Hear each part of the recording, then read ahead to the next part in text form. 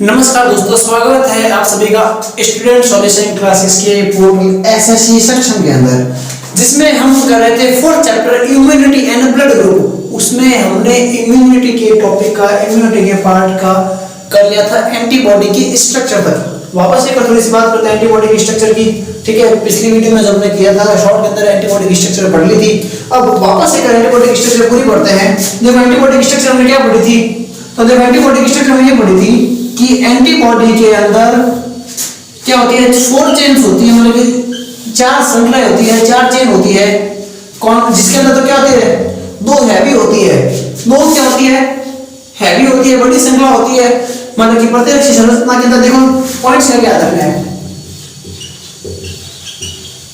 Four chain होती है, चार श्रृंखलाएं होती है। ठीक है, जो चार श्रृंखलाएं होती है उनमें क्या होती है, दो तो क्या होती है, बड़ी होती है, लंबी होती है, जिसको क्या कहते हैं भारी, और मतलब कि वेट होती है, उसके अंदर हैवी होती है तो उसको बोलते हैं हैवी, भारी होती है।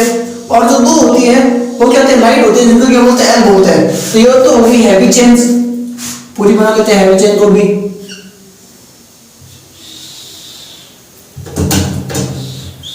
तो ये होगी हैवी चेन एक,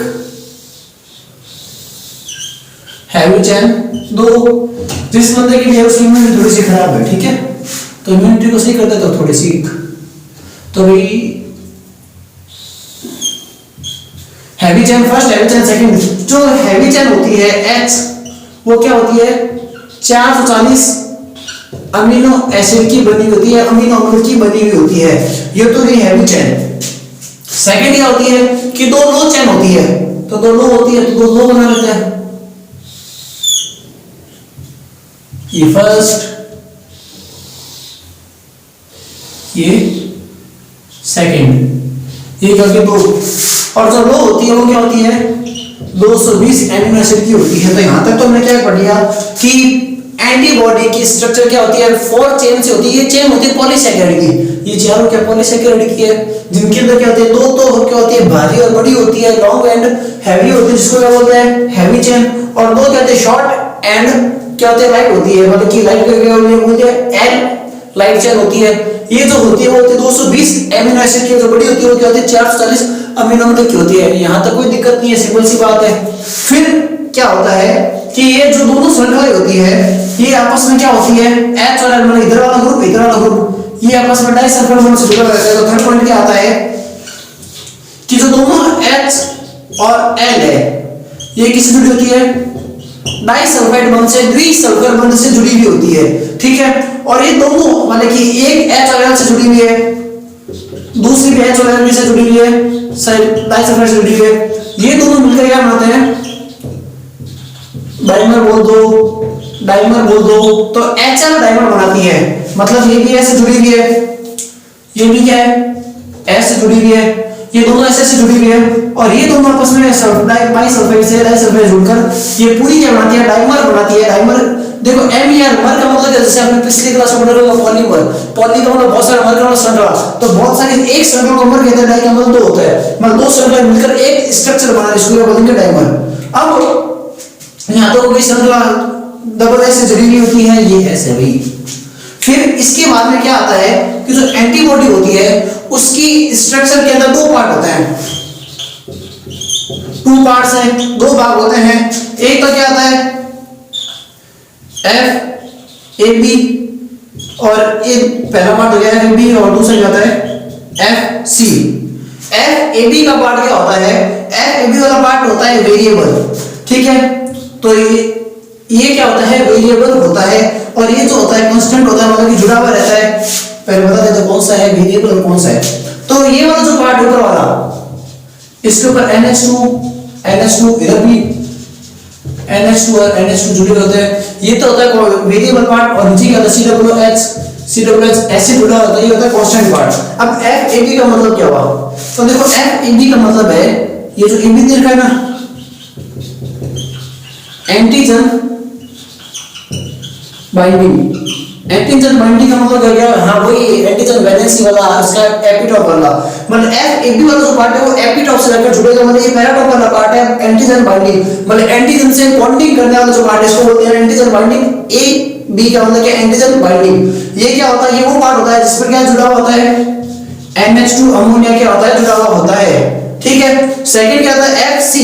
अब ये FC का लफड़ा क्या है भाई, FC का मतलब होता है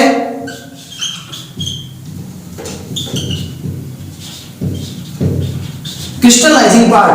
क्रिस्टलाइजिंग पार्ट मतलब क्या है, ऐसा पार्ट जिसका क्रिस्टल बना है। क्रिस्टल का मतलब क्या होता है, एक सॉलिड स्ट्रक्चर को क्रिस्टल बोलते हैं, जो कि रहती है स्टेबल रहती है।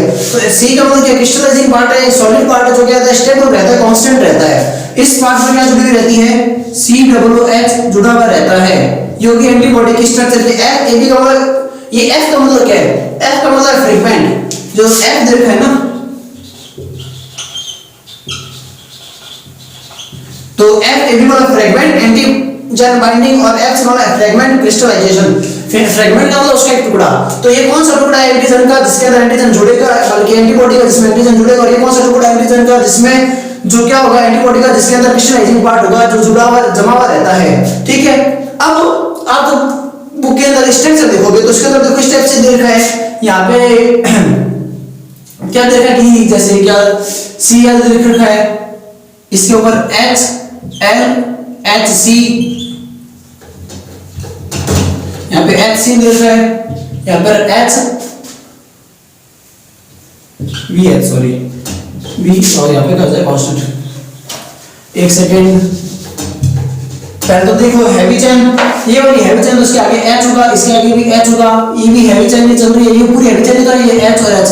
ये कौन सा चेन है, ये लो चेन है, यहाँ पर L और L, ठीक है। याद रखने का सिंपल सा ट्रिक है, स्टेप से याद हो जाती है आसानी से। फिर इसके अंदर देखो दो पार्ट्स दे रखे हैं, तो यहाँ पर LC FC, नीचे वाला देखो CC दे रखा है, जबकि जो ऊपर वाला पार्ट है उसके ऊपर देखो क्या दे रखा है, V, इधर भी V दे रखा है। अब इस HV या VL भी लिख सकते हो आप इसको, जैसे इसको VL की जगह VL लिख सकते हो, HV की जगह VH दे सकते हो। देखो सिंपल सी बात, इसका क्या मतलब वो देखिए, HV या HC या VL या LV का मतलब क्या है, इसका मतलब है variable part of light chain, variable part of heavy chain. CH या HC का मतलब क्या, constant part of heavy chain. इसका CL का मतलब क्या, constant part of light chain. तो इसका मतलब क्या है कि आधे पार्ट कांस्टेंट होते हैं, आधे बात क्या होते हैं, कांस्टेंट के अलावा वेरिएबल होते हैं। तो इसका मतलब ये है कि हाइड्रोलिक स्ट्रक्चर और हाइड्रोलिक स्ट्रक्चर, इसमें आपको जो ऊपर वाला पार्ट दिखाई दे रहा है, ये वाला पार्ट, ये क्या होता है, कांस्टेंट नहीं होता है, ये वेरिएबल होता है। एक्चुअली कई बार हम क्या समझ लेते हैं कि जो एंटीबॉडी हम इसको बीच में से काट देते हैं, कि हम इसको बीच में से काट देंगे, ऊपर वाला क्या है वेरिएबल है, नीचे वाला कांस्टेंट है, बट ऐसा नहीं होता है, ये बीच में से नहीं कटता है, ठीक है। जो भी कांस्टेंट पार्ट होगा, हैवी वाला भी कांस्टेंट होगा, लो वाला भी, लाइट वाला भी कांस्टेंट होगा। इसलिए क्या होता है, ये बीच में से ना होकर थोड़ा सा ऊपर होता है, ठीक है। मतलब इसके ऊपर वाला अगर मैं इसको बना कर देता हूं, तो हम इसको वापस बना देते हैं।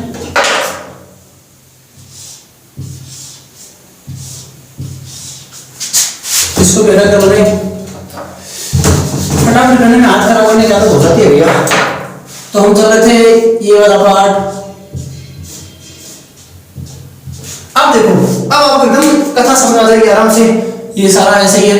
तो ये देखो, ये जो पार्ट चल रहा है, मतलब यहां से लेकर ये वाला जो पार्ट चल रहा है यहां तक, तो ये क्या है, हैवी चेन है। और हैवी चेन में कौन से कांस्टेंट है, तो जिसका मतलब नाम हो गया CH लिख रखा है। ये देखो, ये जो पार्ट है ये किसका है, लाइट चेन का है। और ये कौन सा कांस्टेंट है, क्या हो जाएगा, Cl हो जाएगा। अब ऊपर देखो, ये वाला जो पार्ट है ये किसका, लाइट चेन का है, लेकिन ये कांस्टेंट नहीं है, इसको ये बोलते हैं Vl। सेम इधर ये हैवी चेन का पार्ट होता है, क्या है, VH। इस टाइप से इधर भी होते हैं, मतलब कि इस वाले पोर्शन से क्या हो जाता है, एंटीबॉडी, और एंटीबॉडी जो होता है इधर वाला कांस्टेंट और ऊपर वाला क्या वेरिएबल हो गया। हमें इतनी माथाकोड़ी करनी नहीं है, देखो सीधी सी बात है, ये तो एक एक्स्ट्रा नॉलेज है, फिर एक्स्ट्रा बोलते ना कि बाल की खाद उतारने वाला हो गया, ठीक है। तो अगर कोई हेयर फ्लिप करना चाहता है तो उसकी टॉपिक होगा, उसकी बात होगी, बट हमें तो सीधा से देखना कि क्या क्या होता है। तो एंटीबॉडी के स्ट्रक्चर के अंदर क्या होता है, 4 श्रृंखला होती है, जो किसकी होती है, पॉलीपेप्टाइड की होती है, पॉलीपेप्टाइड की या पॉलीसैकेराइड की श्रृंखला होती है 4, ठीक है। पॉलीपेप्टाइड या पॉलीसैकेराइड की, इन 4 श्रृंखलाओं के अंदर 2 श्रृंखलाएं तो क्या होती है, हल्की होती है, और छोटी होती है, हल्की होती है, छोटी होती है, उनको क्या बोलते हैं 2L, मतलब कि L बोलते हैं लाइट चेन। और जो 2 होती है वो क्या होती है, भारी होती है, भारी के साथ साथ क्या होती है, बड़ी होती है, इनको क्या बोलते हैं, हैवी चेन। अब ये H और L आपस में क्या जुड़े होते हैं, द्विसल्फर बॉन्ड से डाइसल्फर बॉन्ड से जुड़े हुए रहते हैं, और ये दोनों आपस में जुड़कर क्या बनाता है, डाइमर बनाता है। डाइमर बनाता है, डाइमर क्या होता है, पूरा एंटीबॉडी बनाता है। अब इस एंटीबॉडी के अंदर देखो 2 पार्ट होते हैं, FAB मतलब फ्रेगमेंट एंटीजन बाइंडिंग, और FC मतलब फ्रेगमेंट क्रिस्टलाइजिंग। तो जो फ्रेगमेंट क्रिस्टलाइजिंग है, FC वाला पार्ट है वो नीचे की तरफ होता है, COOH एसिड जुड़ा हुआ रहता है इसके अंदर, और इस पार्ट को कहते हैं कांस्टेंट पार्ट। ये पूरा पार्ट क्या होता है, कांस्टेंट होता है, जो नीचे जैसा है मतलब कि हमारी बॉडी के अंदर जैसा है वहीं पर रहेगा। जबकि ऊपर वाला पार्ट होता है अमोनिया का, इधर क्या हो गया, अमोनिया है, इधर भी अमोनिया है। तो ये वाला पार्ट जो होता है वेरिएबल होता है, जो क्या करता है, बाइंडिंग करता है किससे, एंटीजन से। तो ये वाला पार्ट यहीं से जाकर जुड़ेगा, मतलब बाहर से कोई बड़ा सा एंटीजन आ गया तो ये वाला पार्ट उसके अंदर घुसेगा, इतना तो घुसेगा, और ये वाला पार्ट क्या होगा, यहां से गायब हो जाएगा उस एंटीजन को मारते मारते, ये वाला पार्ट जैसे गायब हो गया। अब क्या होगा कि जो नीचे वाला कांस्टेंट पार्ट है ये वापस एक नया नया एसिड मतलब कि अमोनिया जुड़ेगा, नाइट्रोजन से क्रिया करेगा जो भी है, और ये वाला पार्ट बनाएगा, ठीक है, बनाएगा और बन जाएगा। मतलब कि हमारी बॉडी के अंदर इतनी तो एंटीबॉडी पाई ही जाती है, ये इतनी एंटीबॉडी हमारे बॉडी के अंदर होती है। बाहर से कोई एंटीजन आता है, उस एंटीजन के अकॉर्डिंग क्या होती है, आगे जाकर बनती है। इसलिए इनकी जो स्ट्रक्चर होती है वो अलग अलग होती है, इस प्रकार से अलग अलग डिजाइन की इसके अंदर खांचे बनते रहते हैं, ताकि वो एंटीजन आकर इसके अंदर क्या हो जाए, फिट हो जाए जो भी स्ट्रक्चर है। तो ये इतनी कथा है सारी की सारी एंटीबॉडी की, इसके अलावा कुछ बात नहीं है। आपको क्वेश्चन नहीं पूछेंगे कौन से बॉन्ड्स जुड़े रहते हैं, FC वाले पार्ट में क्या जुड़ा होता है, COOH पार्ट कहां पर होता है, या लाइट चेन में कितने अमीनो एसिड होते हैं, हेवी चेन में कितने अमीनो एसिड होते हैं। तो ये वाली जो नॉर्मल बात है वो ही आपको पूछी जाएगी, या 10 आपको इसका डायग्राम पूछ लेंगे। तो डायग्राम क्या होता है, वाई शेप का होता है। तो ये तो बात हो गई एंटीबॉडी की। अब हमने एंटीजन पढ़ लिया, एंटीबॉडी पढ़ लिया, एंटीबॉडी और एंटीजन आपस में रिएक्शन कैसे करते हैं वो वाला पढ़ लिया। अब हमें ये देखना है कि बॉडी के अंदर एंटीबॉडी कितने टाइप्स की होती है। तो मेन टॉपिक आ जाता है हमारा टाइप ऑफ एंटीबॉडी, मतलब कि प्रतिरक्षी के प्रकार। देखो काफी आसान है प्रतिरक्षी के प्रकार। प्रतिरक्षी क्या है, जो प्रतिजन को मारता है। व्हाट इज एंटीबॉडी, एंटीजन इसको क्या करते हैं, खत्म करती है, और हमारी बॉडी क्या करती है, सुरक्षा करती है, सेफ्टी करती है। तो ये क्या कर रही है, ये हमारे शरीर के अंदर मार काट कर रही है, मारा पीटा कर रही है, लड़ाई का काम कर रही है। तो ये गेम खेलते हैं, ठीक है। तो ये गेम खेल रहे हैं, कौन सा गेम खेल रहे हैं, मारने का गेम खेल रहे हैं, मारने का डेथ गेम खेल रहे हैं। तो एंटीजन या एंटीबॉडी हमारी बॉडी के अंदर डेथ गेम खेलते रहते हैं, ठीक है। जैसे हर कोई आजकल पबजी फ्री फायर खेलते रहता है, वैसे भी ये गेम खेल रहे हैं। इस गेम का नाम क्या है, डेथ गेम, ठीक है। तो एंटीजन के टाइप्स क्या है, डेथ गेम, डेथ का DEATH, डेथ गेम। अब एंटीजन 5 टाइप की, ये है भाई गेम की बात मतलब एंटीजन की, एंटीजन सॉरी एंटीबॉडी 5 टाइप के होते हैं। एंटीबॉडी कौन कौन सी है, DGAME antibody, D antibody, G antibody, A antibody, M antibody, E। 5 type के एंटीबॉडी होते हैं। बुक के अंदर देखो उससे ज्यादा आसान तरीके से याद हो जाएगा गेम। आपको सिंपल याद रखना है डी गेम। एंटीबॉडी को क्या कहते हैं, इम्यूनोग्लोबुलिन कहते हैं इसको। IG बोला था हमने, याद होगा आपको कोई, हाँ सर याद है, ठीक है। तो कौन कौन से होता है जो, तो हो जाएगा IgD, IgG, IgA, IgM और IgE। 5 टाइप के एंटीबॉडी होते हैं, 1 2 3 4 5, 5 टाइप के एंटीबॉडी है। अब ये अलग अलग क्यों है, इनके नाम अलग अलग क्यों है, इनके नाम अलग अलग होते हैं। इनकी जो पॉलीपेप्टाइड स्ट्रक्चर होती है, हमने पढ़ा था कि जो एंटीबॉडी थी, एंटीबॉडी जो थोड़ी देर पहले की थी हमने, वाई शेप की जो होती है, ठीक है। तो जो एंटीबॉडी थी उसके अकॉर्डिंग क्या होते हैं कि ये इनके जो संरचना है, स्ट्रक्चर है, वो अलग अलग एमिनो एसिड की, अलग अलग पॉलीपेप्टाइड की बनी होती है। तो पॉलीपेप्टाइड के अकॉर्डिंग क्या होते हैं, ये अलग अलग टाइप के होते हैं, ठीक है। अब तक गेम याद रखना, तो उससे भी आसान से याद हो जाएगा। डी मतलब होता है डेल्टा, ठीक है। तो ये किसकी बनी होती है, डेल्टा। और भाई ये डेल्टा डेल्टा क्या है, हमें ध्यान नहीं रखना है, मतलब याद रखना है कि IgD का नाम क्या है, डेल्टा। ऐसे ही आईजीडी क्या, जी है गामा, जी होती है गामा। फिर ए है, ए क्या होता है, ए का मतलब वही तो शुरू से आ सकता हुआ अल्फा, ए का मतलब अल्फा। एम है मू, क्या है मू, अरे ये देख मैं बता नहीं इसका नाम मू ही है, ठीक है, मू या फिर इसको म्यू कर सकते हो, एक ही बात है, गाय वाला ही है। और ई का मतलब है एप्सिलॉन, ठीक है, या इप्सिलॉन को बोलते हैं, एप्सिलॉन बोलते हैं, की बात है। अथवा लिख देते हैं एप्सिलॉन। तो भाई जो एंटीबॉडी है वो क्या होती है, 5 टाइप की होती है, आईजीडी, आईजीजी, आईजीए, आईजीएम और आईजीई, ठीक है। इसके अंदर आईजीडी क्या होती है, डेल्टा पॉलीपेप्टाइड श्रृंखला की होती है, IgG gamma, IgA alpha, IgM मू, आईजीई एप्सिलॉन या एप्सिलॉन, एप्सिलॉन इप्सिलॉन एक ही बात है, ठीक है, फॉर्मूला के लॉग लेते हैं। तो ये हो गया द गेम पॉलीपेप्टाइड श्रृंखला के नाम, ठीक है। अब इसके बाद में ये पूछेंगे कि इसके अंदर जैसे हमने पढ़ा था कि डाइमर होते हैं, बाइमर होते हैं, जो भी है, तो ये किस टाइप की होती है। तो आपको सिंपल सा याद रखना है कि ये जो ए और एम है ना, ये थोड़े से प्रॉब्लम वाला है। तो ए वाला है वो होता है द्विलक, ये होता है पंचलक। अच्छा, लक का मतलब क्या है, देखो लक का मतलब है चेन, तो ये होता है डाइमर चेन, मतलब इसके लिए जो वर्ड यूज आता है वो वर्ड लिख लेते हैं, डाइमेरिक, और क्या होता है पेंटामेरिक। मेरिक का मतलब क्या, इसके अंदर डाइमर की 2 चेन होगी, तो इसलिए इसको डाइमेरिक बोलते हैं। इसके अंदर क्या होगी, 5 श्रृंखला होती है, बाकी सारी क्या होती है, एक लक होती है, ये भी एक लक है, ये भी एक लक है, अभी याद हो जाएगा भाई, इतने से मतलब ये भी क्या है, एक लक है। एक लक, एक को बोलते हैं मोनो, मोनोमेरिक, मोनोमेरिक, और लास्ट में क्या है मोनोमेरिक।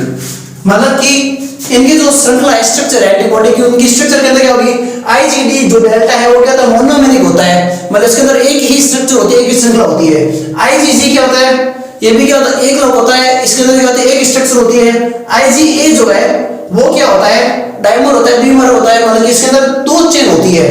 और आईजीएम के अंदर क्या होता है, सबसे ज्यादा 5 चेन होती है, कितनी होती है, 5, पेंटामेरिक होता है, पेंटा वाला 5 होता है, पंचलक होती है। और जो आईजीई एप्सिलॉन है वो क्या होता है, एक लक होता है, वापस मोनोमेरिक होता है। सर समझ नहीं है मोनोमेरिक डाइमेरिक क्या है, तो देखो इसको समझ लेते हैं।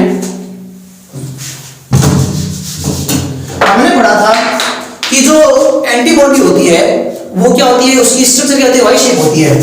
हाँ सर, हमें कागज से लिखेंगे भाई, हमें याद है कि एंटीबॉडी की स्ट्रक्चर क्या होती है, वाई शेप की। तो मैं नॉर्मल सा वाई शेप लिख रहा हूं, वाई शेप होती है, ठीक है। अब अगर किसी एंटीबॉडी के अंदर, एडी गेम के अंदर अगर ये इतनी ही है, ये इतना ही पूरा एंटीबॉडी बना हुआ है, तो ये एक लग है, ये एक्चुअली इसकी एक चेन है, एक श्रृंखला है, ठीक है, इसको बोलते हैं एक लग। अगर किसी के अंदर